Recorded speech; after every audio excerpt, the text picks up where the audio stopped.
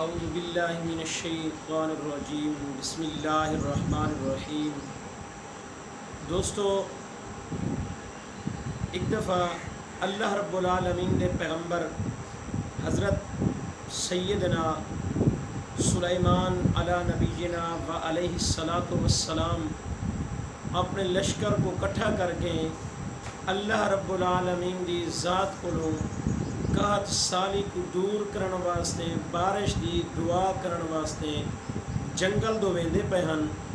اگو ونجن تے اللہ رب العالمین دے نبی حضرت سلیمان علی نبینا و علیہ الصلاۃ والسلام نے ایک منظر ڈٹھے کہ ایک قبیلی ہے جیری اللہ رب العالمین دی ذات دے نال مخاطب ہے۔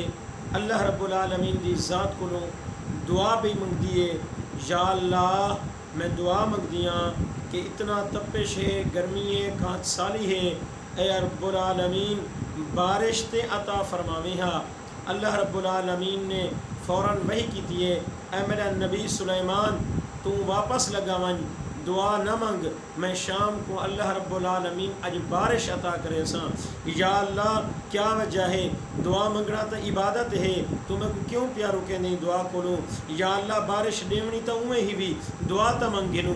اللہ رب العالمین نے فرمائے، ہاں ہاں اے میرے نبی سلیمان، دعا منگنا واقعی ہی عبادت ہے، دعا کو کوئی منع کہنی، لیکن آج تک دعا نہیں منگنی، آج میں بارش عطا کرنی ہے، صدقہ ایک قبیلی دے وجہ کو ایک قبیلی دی وجہ کو میں اللہ رب العالمین آج بارش عطا کرے ساں، کیونکہ اگر تو میرے کو دعا منگ سے مل قبیلی دا خیال اے ہو سی کہ اللہ رب العالمین نے بارش ترتی ہے، پر سلیمان نبی دی دعا دا صدقہ رہتی ہے۔